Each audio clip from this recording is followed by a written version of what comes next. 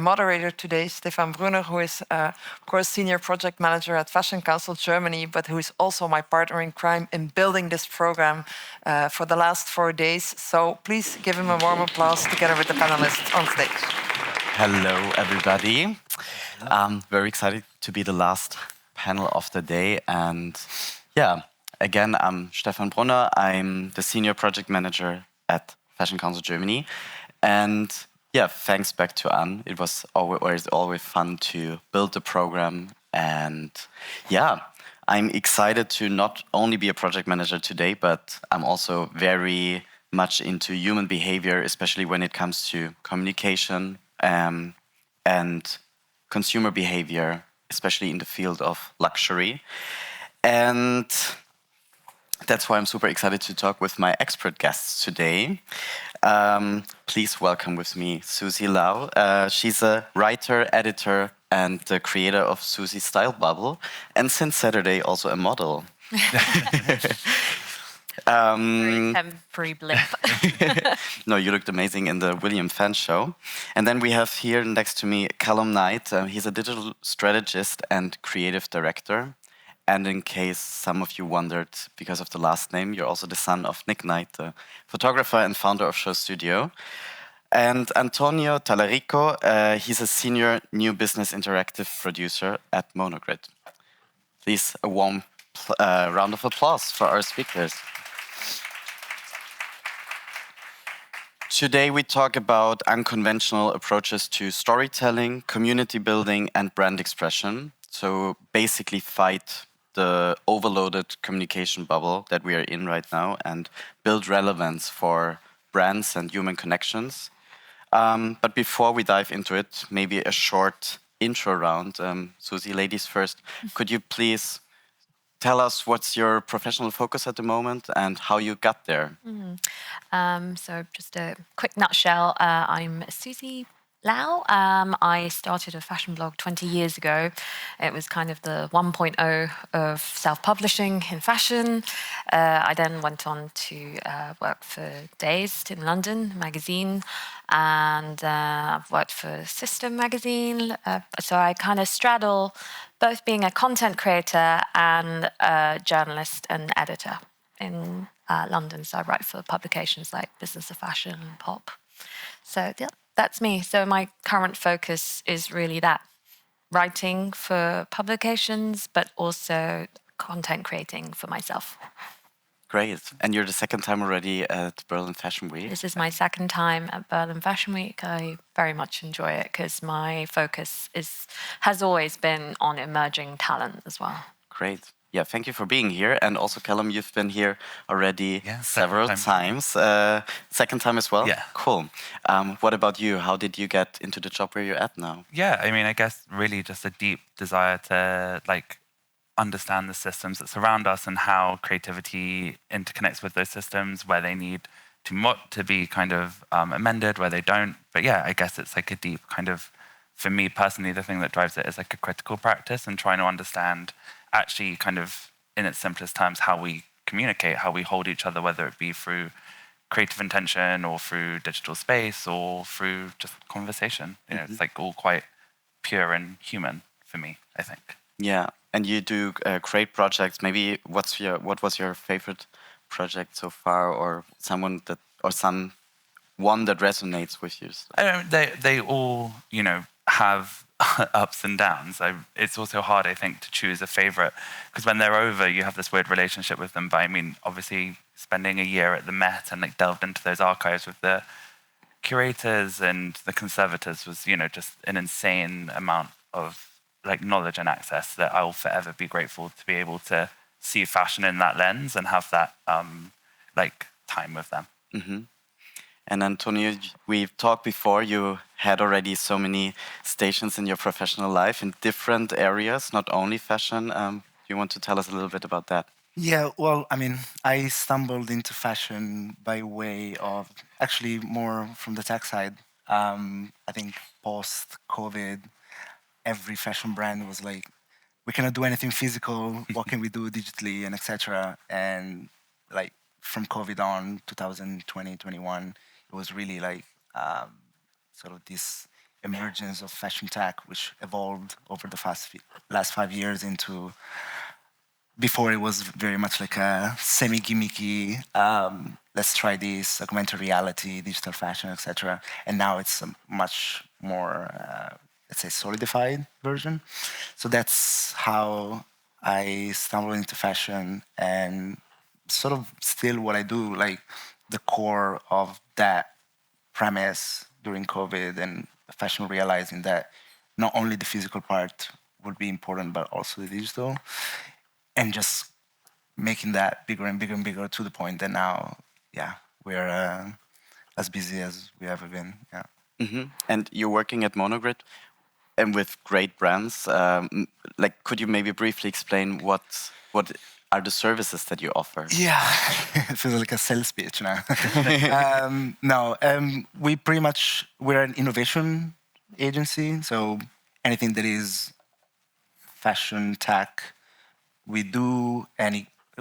We are pretty much split into three main things: content, CGI, a lot of Gen AI stuff, of course, and just normal video content, and then physical production from stores to interactive experiential stuff to fashion shows, and then the purely digital side, which is from e-com to web. We started as a immersive web company. So now we cover, from the store of Oakley to Loro Piana's Harrods takeover to e-commerce for Gucci and this kind of stuff. But it's quite broad, mostly because the brands still don't really know what they want. So we're constantly experimenting, and there is always a new piece of technology that it's important, that they want to try, and etc. We are like their sounding board for that.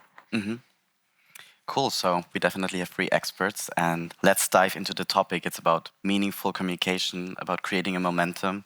Susie, you as a writer and content creator, what captures your attention when it comes to communication output, and beyond that resonates and stays with you? So I think it's interesting because obviously coinciding with my career in fashion the last 20 years, we've really seen like an exponential output in like brands, fashion, communications, the noise around fashion. Like when we view fashion now, it's not just as a collection, it's as an entertainment, as a spectator sport. So for me, probably because I come from a background of really like looking at like fashion as a like a passionate, collector, or like looking at the clothes, and I personally love wearing the clothes. I really like probably still, even though the comm side and all of that kind of spectacle side is good to analyze as a journalist. So I'm looking at it from a sort of business and a trade perspective, but like me personally, I try to actually strip back all of the noise, because a lot of it is just marketing spend, and really the core product is still a collection on a body, a bag, a piece of jewelry, or it's a shoe. It's I know it sounds really old-fashioned, and I know we're like entering into the age of AI when none of these physical objects even like will matter anymore, but they matter to me still. And I don't think dressing up, like you can dress up like a bad item of clothing with noise is that I'm not impressed by it, basically. So yeah, at the core of it, it is still about a creative thing. Yeah. So, Calum, you most of the time you already have the product that you work with, or at least as if you work with a brand or where there's already something existing, you come in as a strategist or as a creative director.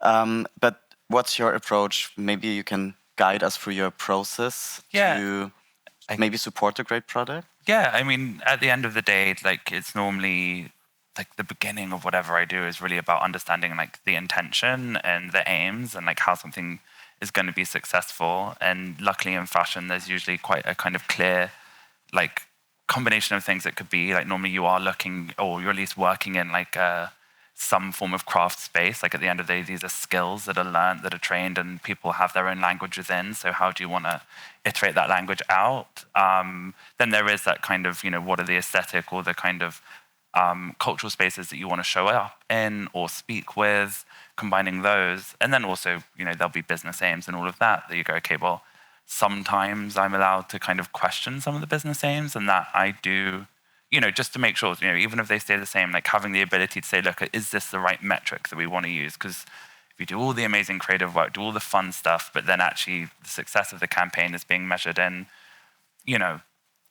old forms of engagement or old KPIs, whatever they are. Like it sounds really unsexy, and like at first I used to really reject that, but now I actually try and kind of bring it into my remit so that I can like actually propose something that feels like, deeply exciting. So that's normally kind of the way, but also you want to build, we're lucky enough to work with some of the most incredible like artists in the world. So when you're working with them, you want to be open to that way of working. So obviously you have to have enough of a structure so that when you go in, you can explain how you're going to achieve what you want to achieve or what you're being asked to achieve. But also you want to go in and be respectful and excited and engage actually with the creative process, and see where you can intervene in that. Mm-hmm. And Antonio, same question to you, kind of. You have, as you told me, some strategists in the agency, but you also are very specialized in the rollout of campaigns. Like, how is the process of? Well, yeah, for us, I think it's slightly different, mostly because we are kind of like the end, not the end part, but we are when, okay, now it needs to become real. It needs to become like very structured and planned out. I think like we have the biggest challenge is always transforming great ideas from great creatives with great strategies, and of course making sure that the brand is represented in the right way within the constraints of time and budget. Because in the end, like, we can all think of whatever we can, but there is a timeline and it's very strict, and there's a budget and it's very strict. So our part is, again, the brand comes to us, they have a campaign, they're launching a product, and etc. And it's like, okay, what does this rollout looks like? And it's week by week rollout of what needs to be done, and etc. And kind of like work back from launch to where we are, while juggling the brand asks, the limits of what's possible, what the budget allows, and etc. We're lucky to work with some brands for long enough now where we have sort of say on, okay, this is like, we can direct them and steer them towards certain things, but we're much more regimented machines, like producers just being on like really strict timelines and budgets. And so when I read your pitch deck of MONOGRID, one sentence spoke to me, like, when you bring together emotion and technology, you redefine the experience of luxury. Yeah. How do you like get this balance? That's the thing. And we were talking with Calum before. We're like, technology for us is sort of like a playing field. So we don't try to push technology for technology's sake, and we learned this from the beginning, where a lot of the times the brand will see a new piece of tech, and all of a sudden it's, oh, I've seen that. We want to play with it. When AR came out, everyone wanted to do an AR thing, and etc. Creative comes first, strategy comes first, brand comes first, and then tech you can use that almost as like salt and pepper. It will like add to the taste of it. But if you're trying to push AR for AR's sake, then it's just not going to work out. It will feel very gimmicky.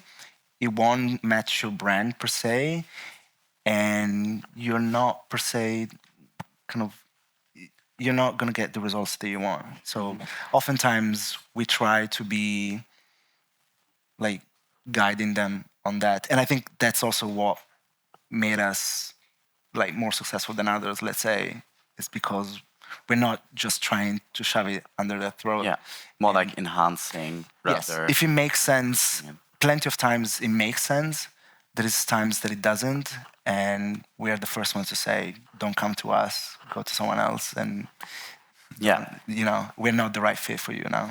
I mean, to add to it, I think like we all forget that like language is a technology, the camera is a technology. Yes, we have emergent digital technologies, but to be honest, lots of places, sometimes a great campaign is a great sentence, or a great image is only contextualized by the person who posts it, for example, to use a more modern example. So I think a lot of the time it's about really clarifying intention and understanding the range of technologies that we have. And I mean, for me, the way that I'll approach it is, technology brings us closer to who we are. It doesn't separate us. It may put distance between us and others, and that you can argue has adverse effects. But at the end of the day, technology has always brought us closer to the human condition, including language, the way we see, the way we speak, the way we curate. So, these technologies, it's just about, as you say, clarifying which are the right ones to use. And sometimes you want to do something that, speculates so far in the future that it shows us a new vision of ourselves. Sometimes we just want to send a text to our friends, and understanding where that intervention may be and actually where you want your product or your brand's like emotional center to be is part of kind of the discovery, I guess. Yeah. And Susie, back to you, because you're not only like a consumer of shows or campaigns, but you also, as a writer, as a content creator, like produce stories, messages to your audience. Like, how do you ensure that your messages are getting heard and that you build relevance with your communication? An existential question that I ask myself every day, because it changes, because the dialogue has changed.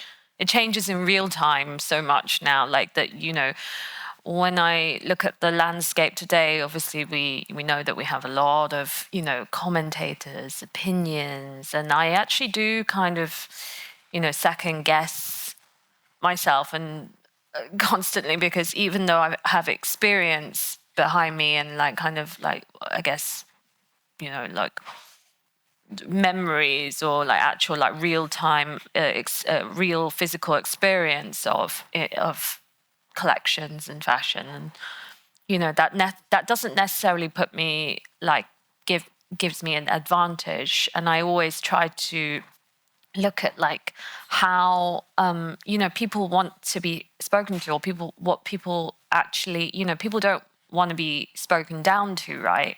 So I think it's really, for me, like about just finding like passion points. It's really simple. Like it's just, what is my personal passionate stance? And in general, like I try to see, different facets of fashion. So like whether it's like a more globalized sense of fashion, not just concentrating on the four main capitals, like looking at the designers from all over, or is it a craft perspective? Is it I don't know, like just looking at things like beyond. So that but that in itself is, I don't know, it's not wholly original, and there are that's what I mean. Like I don't mind like kind of joining this kind of, I guess, the chorus, like trying to stand out or trying to be, I don't know, I hesitate to use the word kind of. I think a lot of content creation sometimes feels a bit kind of like gimmicky, because the algorithm is trained. If you find a format and it really works and you go for it, like you have to stick to it, and that for me is a bit restrictive. So yeah, for me, I like to try and maybe keep things a bit more fluid and really just be curious at all times and look at different angles, different perspectives, different ways, questions to ask. Just even a simple question to a designer can yield a very different response. It's always very telling at the backstage of an interview when you have a group of like journalists and like who's asking the right questions and who's just going like, so tell us about the collection, you know. So We're inspired by. you're inspired by, yeah. So yeah, you can't do anything other than to find a different angle, and especially when we're up against, you know, just very automated ways of writing and AI, you know, like I'm very interested at the moment in like just turns, just even simple things like a turn of phrase, or even like, yeah, I'm really interested in like honing that so that to fight, almost like fight against what is an inevitability, which is that like copy in magazine is being AI written now. Like they all get AI, you know, training, and most of the kind of news bits that you read are AI written. And yeah, I mean, we talked a lot about already, like feeling, sensing, being interested in your own perspective. At the same time, we have currently the highest number of trend reports. Like in my research, I saw that we had 135 trend reports for 2026. And everyone's nowadays a future expert, and there's so much also like data out there for brands and creators to like work with. At the same time, it makes it hard to differentiate. This question is to all of you, but what's your opinion on that? Like, are trend reports or like forecasts relevant for you? I mean, do you work with them, and Right. how do you work with them? I can only tell you sort of my experience, or at least our. We use them as context instead of commandments. I think that for sure. We use them as sort of lens. A lot of the briefs and the pitches that we do have some sort of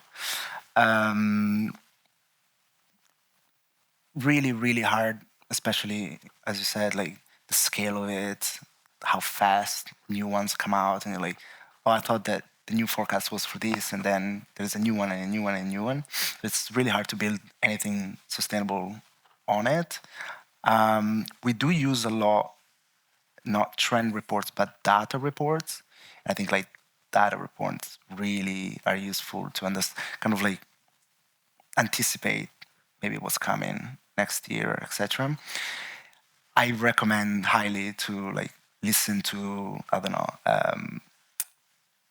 what are they called? Sort of investor calls from like public companies, fashion public companies. Like we could know and understand that a lot of things will change at LVMH way before the actual changes happened, just because you could hear from the investor calls that there was a lot of shifting and etc. So you can use data reports to your advantage if you're enough analytical to understand kind of like directions. Trend reports, yeah, I mean, if I have to be honest with you, we put them in decks sometimes. I'm like, guys, this is just fluff. We're just like adding a new slide that like never has it been a slide with a trend forecast point of view that won us a pitch instead of losing it. Like it's not a decisive point. It's a good context point, but also like one side. But hard data is good. Yeah. Because then you can translate it and add your own, add like your own perspective into exactly. You know, but when you're dealing with like pre-contextualized information, you have to unpick a lot of the position, a lot of the context, a lot of the methodology to really understand how it's working. And also, you know, with the huge proliferation of, you know, trend reports that go to the general public, you also have to understand why that's happening, you know, and that obviously is advertising for those companies to then go and do bespoke reports for people who want to be working with the most popular agencies. So again, it's like, you know, imagine if a fashion company said, yeah, we'll show you our ready-to-wear, but we won't show you our couture. You know, you have to basically, you know, like engage in that way. So they're helpful for telling a story, you know, if you want to situate yourself in something mass, but then also I question, at least at like the higher levels of luxury, if that is what you want to do, you know, in the same way that when I was working in media, we would get platform best practices. And I, for a couple of years, spent a lot of time and gave people a lot of grief for following platform best practices until I looked at all our analytics and I realized we were middling because we were doing the best practice, but it didn't break us out in either direction. Yeah. So at the end of the day, if you look at aggregate data, you will get average results. Or there's the potential you get average results unless you really know what you're playing with. So it's good to know, as you say, for the context. But at the end of the day, you could find yourself in, you read the wrong report, you follow the wrong thing, and you can end up in the middle of the road somewhere. No, but and just to add a quick thing to it is everyone else is looking at that trend report as well. So it's kind of like creating a mood board from a Pinterest. We're all looking at the same references, the same trend. If you just use that as your point of view or starting point, then we're gonna all end up being a very flat output. In the trend cycles that we see today, like the backlash happens so much quicker to it that looking at them almost feels like redundant by the time you've got round to implementing them in any kind of project or meaningful or creative way. That you feel, I don't know, so I've read some and then how would you, when things pass so quickly, how can you even put it to practice? Yeah.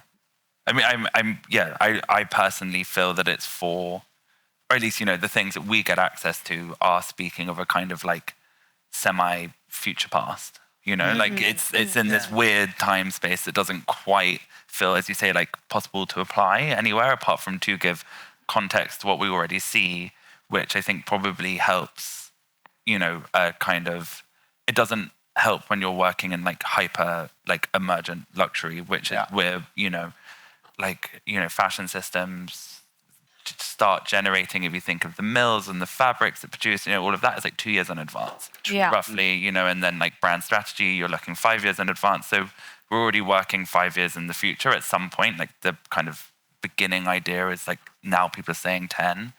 So if you're working in a kind of, to try and understand what's already kind of happened, already been come to the fore of an algorithm and of a kind of cultural moment, probably your eyes are a little bit back rather than forward.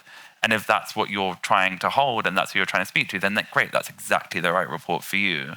But I mean, I think in the work or the kind of companies who we speak to or working with, they're trying to really be on that forward foot, and actually they kind of have to be. So again, if you're using the wrong data in the wrong space, it's not going to fit.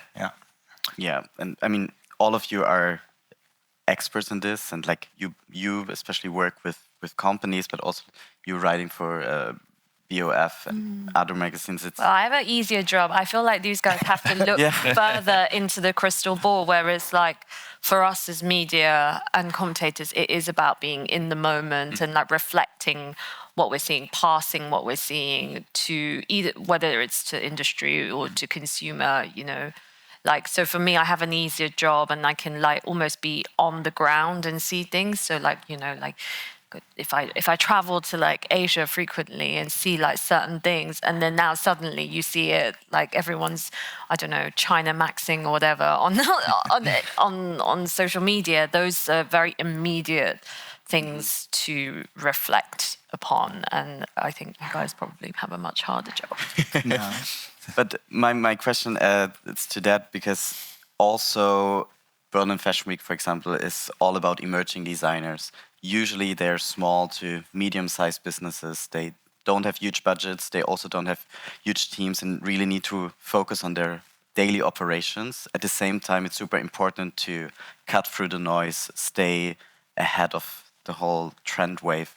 Do you have some tips for smaller businesses to be effective without having the budgets to work with big agencies or external strategists and experts? I mean, I think this is a really good moment for them, actually, because they have the opportunity to do something really, really interesting. To a certain extent, not having the sort of budget muscles and the resources muscle can be an opportunity, in the sense that all of a sudden you have to be focused.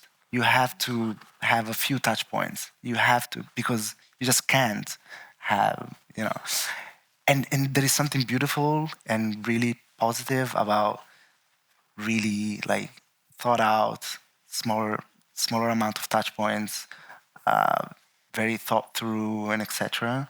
And you have a bit more bandwidth to really, in the sort of axis of a lot, like quantity and how loud, you can actually go into the z-axis of how deep it is. It's like 2-3 messages, but like really deep for 1,000 people and not 100,000. And it's one store in XYZ city, one flagship, a few. I think it's actually paradoxically a very positive thing for them. A bit like you said in the beginning, Susie, that you, as a creator, focus on what interests you and ask the question that you are curious about. Was this or is this your like secret to success maybe as well? I mean, no, I just look at what I think is good, and I'm only one opinion. But to add to Antonio's point, I completely, agree with you in terms of scale has really actually hampered like luxury. That luxury is facing the fact that they have scaled up and grown so much they're gonna hit a glass ceiling. Like they want more growth, but it's not coming. And so actually, when we look at like small and emerging talent, the positive side is that they don't have like investors and shareholders to like answer to, and they can like build things in their own way. They can do things their own way. Like the methodologies of the physical manufacturing methodologies of fashion system needs to change, but they can do that. They can make those decisions right from the beginning and implement them in a meaningful way. So I do think it's a really great positive opportunity. I think the challenge is the amount and the noise and how to cut through and how to penetrate and also build up build up a clientele. They need people to buy clothes. Like you can consume an image, like an image. Like I've forgotten which designer it is. I think it might be London designer. She said something to BOF, and she was like, 10,000 likes on my Instagram isn't going to sustain my business. And that is the challenge that designers are facing, is that how do they actually get their wares onto people? How do they build that D2C when wholesale is collapsed, cannot collapse, but, waning? So that is a structural challenge. The communication part is actually effective. Today, it's like really not easy, but it's never been more easy to communicate an image. The struggle is like how to actually sustain as a business. Yeah. I mean, in your bio, you said that you pair like cultural relevance communication, but also with like business impact, which adds on that. Do you have like some strategies, or is it every time like a new approach? I mean, it's always a new approach. But I mean, the reason I say that is because Instagram likes don't pay the bills. So I can give you, I can try and make the most amazing like photo shoot or campaign, but if it isn't actually communicating what you need to say, then it's not worth the pixels it's lit up with. So at the end of the day, it's I really do think that if you're small or medium, you just go into what I think the depth comment is like completely right, but also be aware that what you choose not to do can be just as impactful as what you choose to do, and really like own all of what you're doing. And like I think that's one of the things that I often do when I'm like workshopping with new clients, is really going, okay, well, where are you not speaking, and does that make sense? Do you want to? And I think at the end of the day, you want to be in more lockstep with your community, with your customers.